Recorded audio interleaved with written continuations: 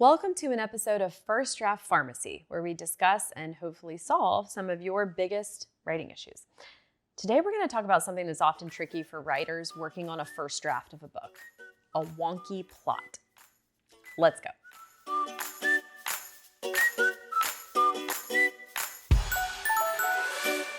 When I first had the idea for my second novel, Privilege, I saw it as a story about a sexual assault on a college campus told from the perspectives of three women. The woman who experienced the assault, the girlfriend of the guy who committed it, and a random girl on campus. If it sounds like one of those things is not like the others, you're right. The random girl on campus wasn't connected enough to the story for her role in it to really make sense. And this was one of the major notes that my editor at HarperCollins gave me on my first draft of the book. So I gave this character a new role as that guy's student advocate. Boom. Her story now played a role in the overall story. My plot was no longer lopsided. One simple problem with plot can often be that an element of your story, a character or an event, just isn't connected enough to the other elements. And pulling it in, even in a small minor way, can make a huge difference. Let's diagnose some of the other common reasons for a plot to not quite be clicking and talk about how you can fix it. I have 4 more tips to help you diagnose your plot problems. Problem number 2 could be that your plot lacks causality. Causality can be hard to get the hang of if you're not used to thinking about it, but it's a critical component for making a plot work. Causality is just a fancy word for cause and effect. Something happens and there's a consequence. When you think about plot, what your characters are doing and what's happening to them, you want to have them do things that have consequences. If your characters are running around doing things, but there's no effect that results from those actions, not only will your plot feel disjointed, it also won't really be interesting. For example, maybe you're writing a story where the married main character cheats on his spouse and the spouse finds out. Now, you have a few options for what can happen next. His spouse feels hurt and betrayed, and so she leaves him. Or she's still upset, but she chooses to stay with him. Maybe she's even indifferent, which changes how the main character sees the nature of his marriage. But in all of these scenarios, the main character's action of being unfaithful to his spouse has tangible effects on another character, and that will have effects on him. If he cheats on his spouse and everything stays the same, the reader's going to be left with a sense of, where's the story going? Where's this author taking me? John Gardner, in his really great book on novel writing called The Art of Fiction, has a name for this. He calls it profluence. It's derived from profluent, meaning to flow smoothly and abundantly forth. And here's how he defines profluence: a narrative requirement best satisfied by a series of causally related events. I think of this as being what gives a story coherence across the time that the reader spends reading. So make sure your events are connected in terms of the cause and effect that's going on in your book. The next problem your plot could have is if it's not connected enough to the interior lives of the characters. Every year or so, I get an email from someone who tells me that he has a brilliant plot, a plot that is going to change the world. And he'll start describing it to me, and then this happens, and this happens, and then this happens, and then this happens. I've gotten this email several times over the years. And here's the truth. None of these plots any of these people have ever shared with me has ever once felt that special. And why? Because their plots, as intricate and planned out as they are, aren't connected to the interiority of the characters. What I mean is, the plot is not asking a larger question relating to the hearts and souls of characters, at least not the way it's been described to me. We tend to think of plot as what happens in a story, and yes, that's what it is. But the only reason we care at all about what is happening externally is because of what's going on inside a character. We are watching a character's internal evolution. This is what a story is, okay? My favorite definition. A story is a change in perspective.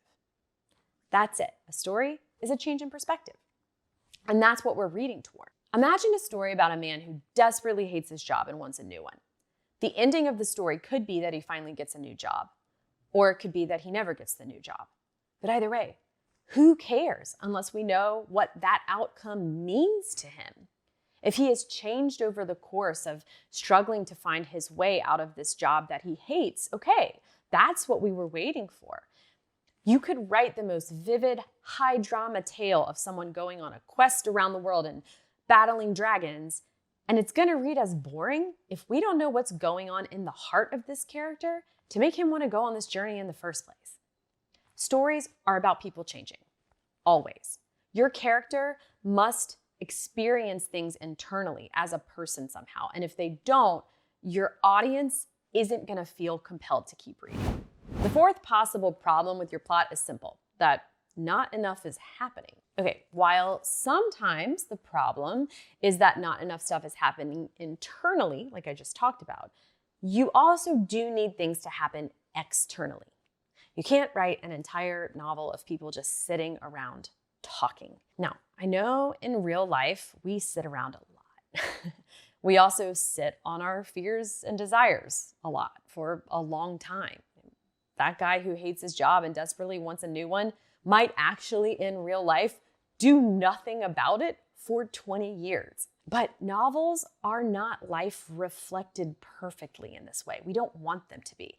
If they were, they'd be like nanny cams or security cameras. They would be really boring to watch like 98% of the time. When we are reading a story, we don't want to be reading surveillance footage.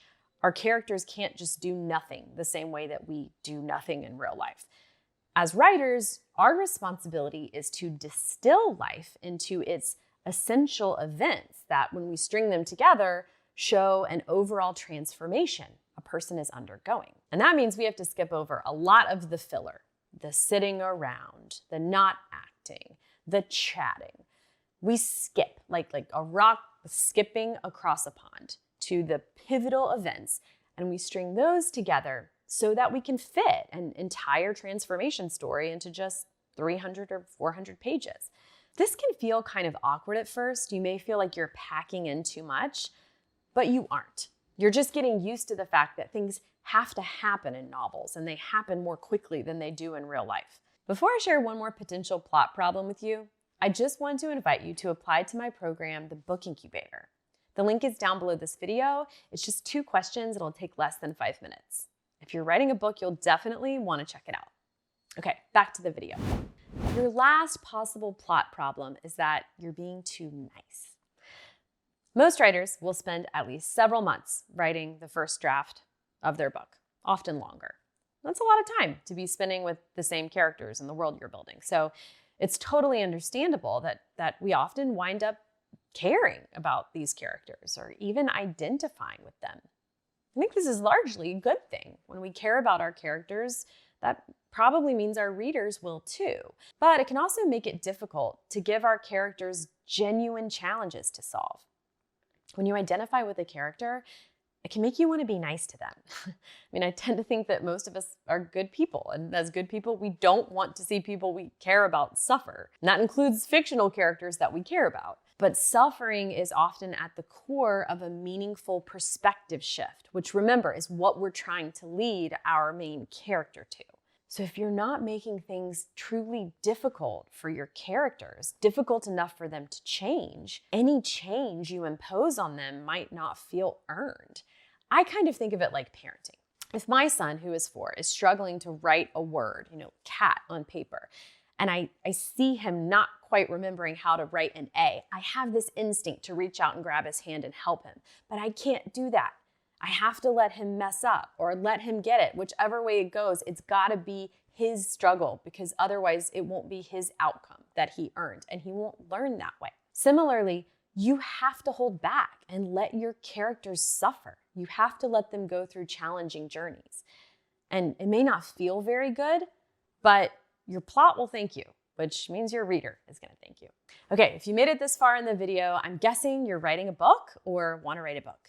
And if so, I would love to hear from you. When I'm not writing, my mission in life is to help talented writers write their dream books. I love it. I live for it. If you're curious to know more, I have a free video walking you through my exact process for writing a book. You can get it by clicking below and answering just 2 questions to apply to my program, the Book Incubator.